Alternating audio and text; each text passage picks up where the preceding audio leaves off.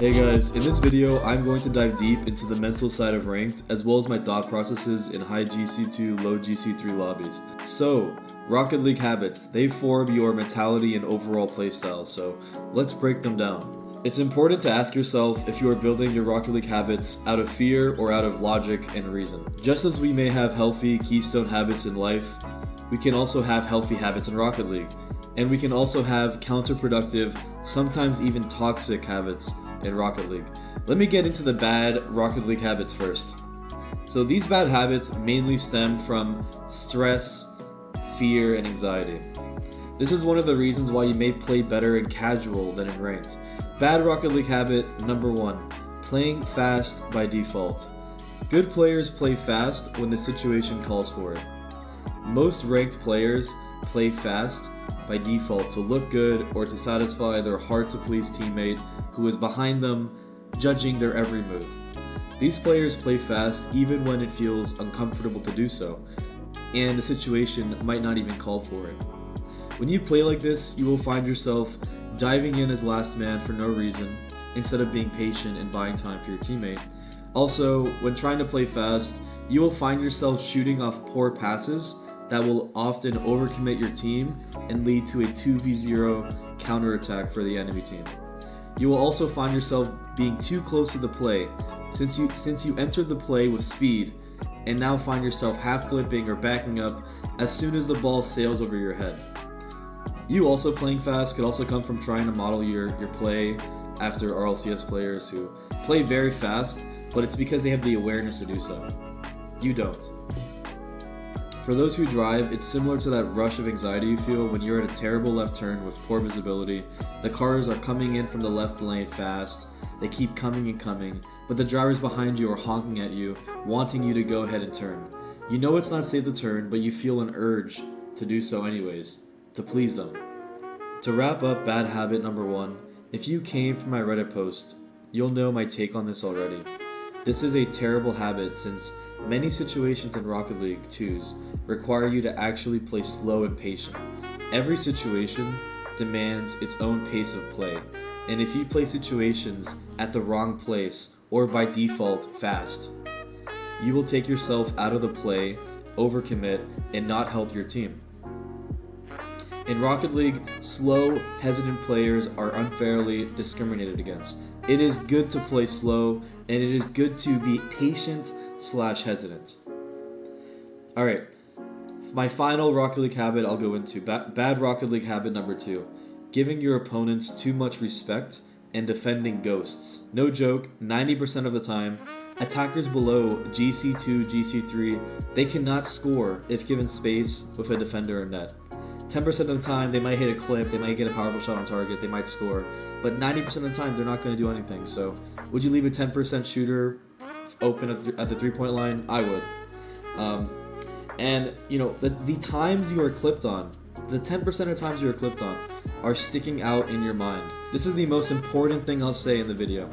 The times you are clipped on are sticking out in your mind, causing stress, causing you to say to yourself, next time, I won't give him space. And consequently, you build a habit of mindlessly challenging early to look good and play fast, to not get clipped on, to not look bad. Listen to me. Let your opponents cook. It's like leaving a 10% three-point shooter open in Rec League. Let him shoot. Stop letting weak shots in your net because you take yourself out of the play for no reason. Stay in a strong defensive position, fake challenge, drive challenge, bump challenge, more non-committal challenges in general. Stay backboard or back post, and only jump and contest when absolutely necessary. Do not defend ghosts. What do I mean by that? Don't defend things that haven't even happened yet. Stop trying to go high to block that sick air dribble or flip reset or musty or whatever. Make sure your opponents outplay you. Like actually outplay you. Don't outplay yourself. Don't get faked by nonsense. Make them make a play, stay grounded, and only jump when necessary.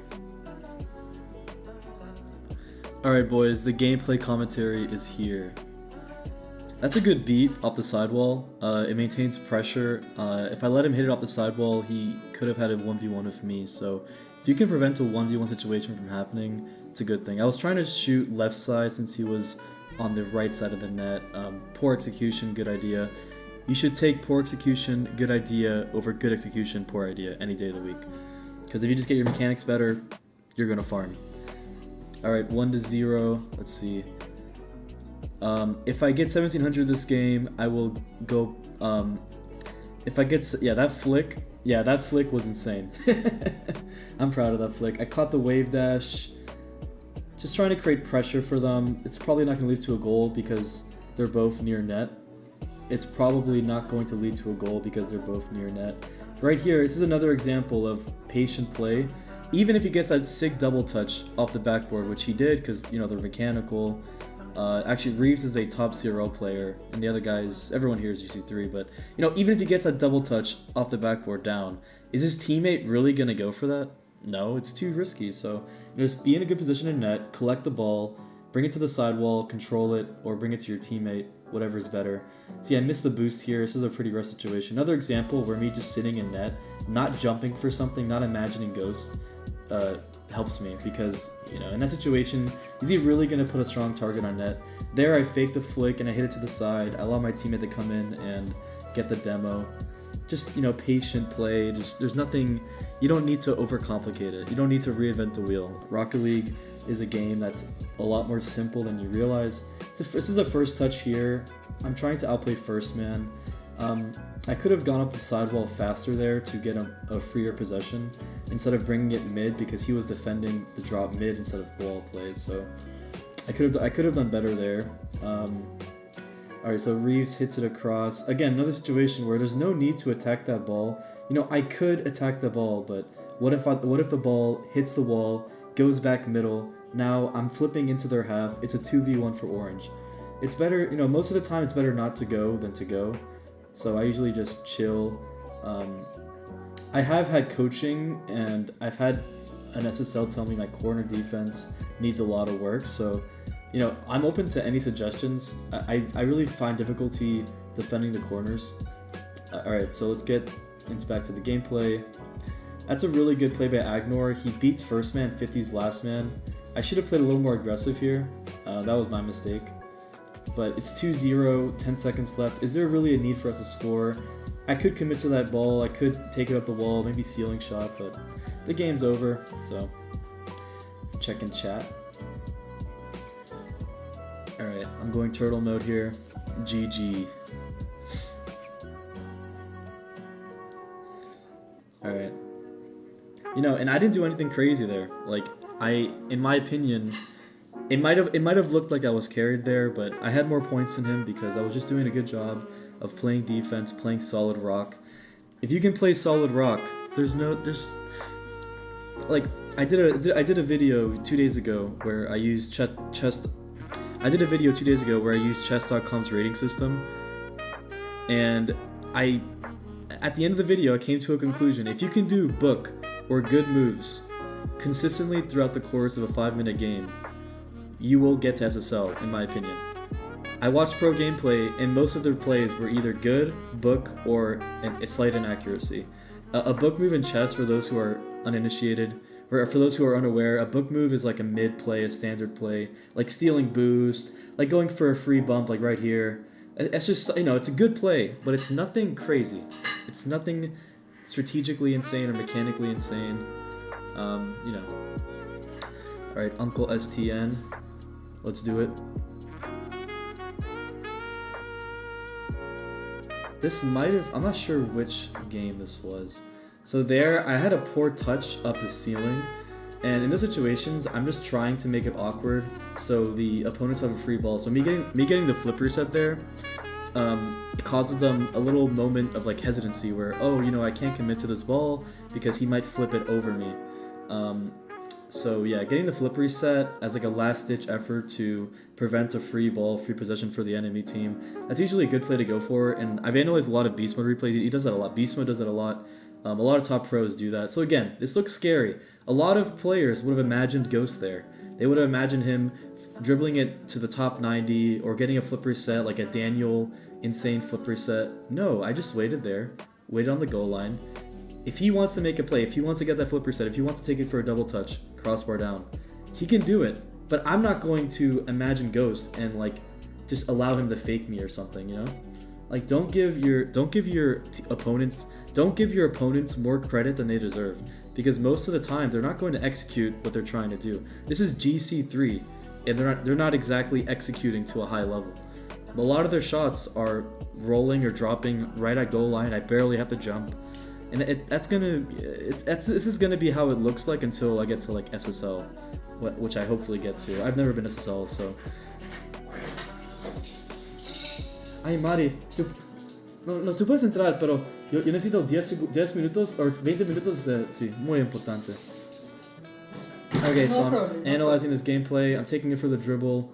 Again, like taking possession and just playing keeping the ball close to you and making the defenders do something is really important, because you're preventing them from gathering the ball for free.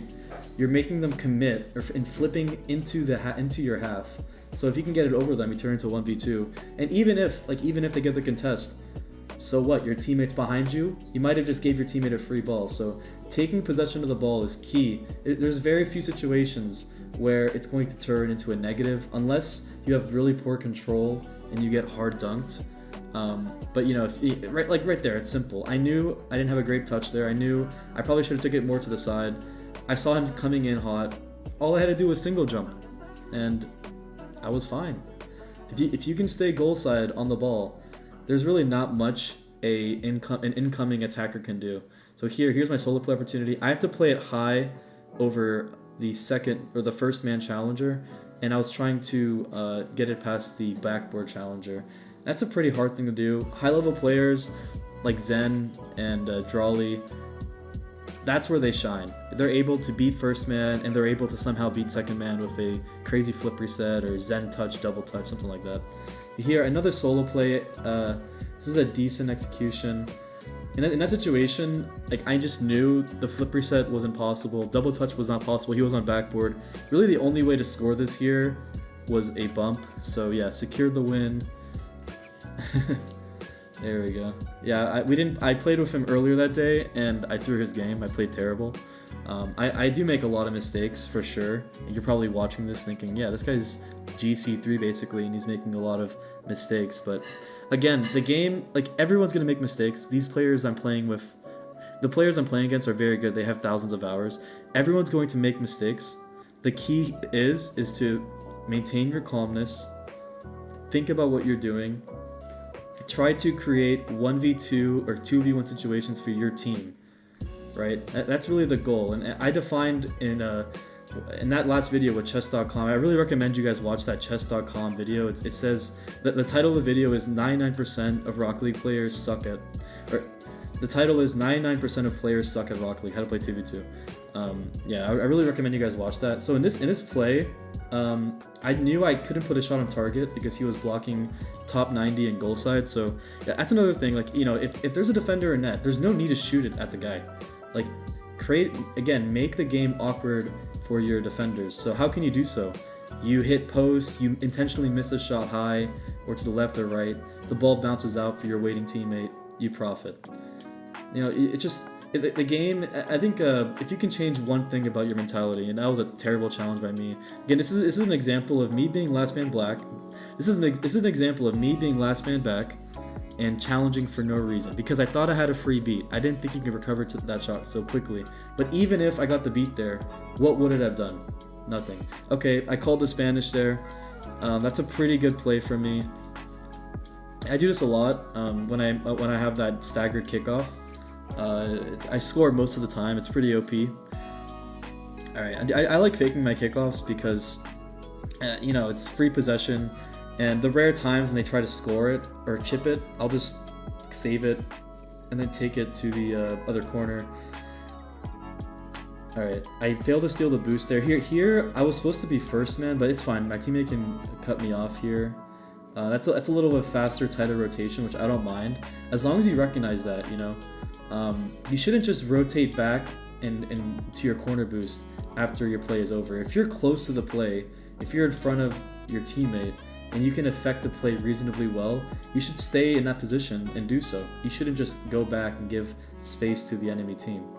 because you think your teammate might be coming in. And also use your camera, you know. So there, that was a poor play from me. I wanted to take possession. I should have looked it for my teammate. He had a better line to that ball. Here, I'm just trying to make it awkward. When you're in the opponent's corner, it's really important to just make them jump, make them hit the ball, and don't overcommit. Don't flip wildly into their goal or to their corner. Just secure their boost. Maintain your own boost so you can get back. You never want to be full committing in their corner, only in rare situations, which 99% of the time won't happen. So here I'm on backboard position. My teammate was also in backboard position. I was faking the flip and I was going to fall with the ball, but he read it. What I should have done, and I'm working on this right now, is I try to use my swivel camera to look down quickly or just look where the first man is. And if the first man is protecting the drop down, you should, in most cases, flip into the ball. Yeah. Okay, this was actually calculated. I was trying to hit it up to my teammate and fake like the aerial or double touch, and my teammate faked as well. It's hilarious. I'm not. It's so funny because in these lobbies, I play a lot of former SSLs, and there's sometimes when the goals look like that. It's hilarious. I'll never cease to amaze me. So there, I was just trying to, I was trying a low boost air dribble into 50 that would 50 back to my teammate. Controlling 50s is another very important skill. I would recommend going on ballchasing.com and looking up Itachi replays. Itachi is the best 50er on the planet. I really recommend looking up his 50s, yeah. And Daniel's also really underrated with that skill too. This was terrible. So I was playing so back because I thought my teammate had a free demo, and after the demo, he would touch the ball back to me. So I was playing a deeper last man than I normally would because I thought he would interfere better with the play. But that was my mistake. I should have recognized that he wasn't building enough speed to interfere with the play, and I should have got into a better shadow position or just a better challenge position in general. But it was a 1v2, and I could have gotten bumped from the teammate next to the dribbler, so there are a lot of things going into the decision. It's not just like, that I was scared or something. Alright, teammate goes backboard. Yeah, this was more my fault. I left him in a weird situation, and if you're giving after your interaction with the ball, if the opponent has a free ball to chip it up, to solo play it, that means you've done your job incorrectly. Like if you just had an interaction with the ball, like right there, that was perfect. I went for the bump. My teammate had a free ball. I won that interaction. But after your interaction, even if you win the 50, if the ball spills out to the other opponent for free, then you've done your job incorrectly. That's a terrible move on your part. Even if you win the challenge, people don't get that. If you win the challenge, it should be productive. Like there, that was a pretty good play because we were under pressure, but if my teammate had boost, that would have turned into a 1v1 after that touch I made. So that was a productive touch. It didn't end up in the best way possible, but that happens. I have a free net here, but I felt like I didn't have a good line to that ball, so I should have probably took possession of that ball because it wasn't scoreable. They were gonna be back, obviously. So here, that's a pretty threatening touch. So here, this is it. Why throw it away? Empty jump, catch, use ball cam. Look at the first challenger. I thought he was challenging there. He did a really good job of getting in my vision zone where I couldn't see him, where the ball was covering his car. So I imagined ghost right there. I imagined a ghost, and the ghost spooked me. Okay, here, that was a bad touch on my teammate. He was tripped up by the goalpost, so I understand. I could have done a better job there of predicting the shot. Another fake kickoff. See, if they keep falling for it, I'm gonna keep doing it. Why not? So here, there's no need, if they're not close, there's no need to hit it high and do an air dribble. I just get a 50. I still have 70 boost. This should be fine. It's not ideal. Okay, see again, last man was just so pushed up there for no reason. Tie game, 10 seconds left, and he is so pushed up. For no reason. I'm there, I have 60 boost. What's gonna happen? Is he really gonna score that? No. I would have had to have a lobotomy for him to score in that position. Alright, I go for bump since I'm no longer able to influence the ball. 4 seconds left. 2, 1. And that's it, fellas.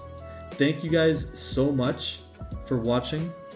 I really appreciate your support. I hope this video helped. I tried my best to make it educational and entertaining at the same time. I'm going to post my 1v1 maybe by next I'm gonna post my 1v1 and 2v2 episodes probably in a few days. I'm going to Key West with family to celebrate my brother's birthday, so pretty hyped about that. I'm gonna have a great time. But alright boys, alright caparonis, I'm gonna catch you again next episode. Join the HYD family, subscribe, like, do all that jazz. Thank you guys so much. I really appreciate you guys. I love each and every one of you. Thank you guys so much for your support and love on all the videos. Yeah, boys, we're gonna get it. 1712. That's where we're ending off at. But I will say, last time I got 1700, or last time I got this high, I had a 10 loss streak. So yeah. All right, see you guys. Bye bye.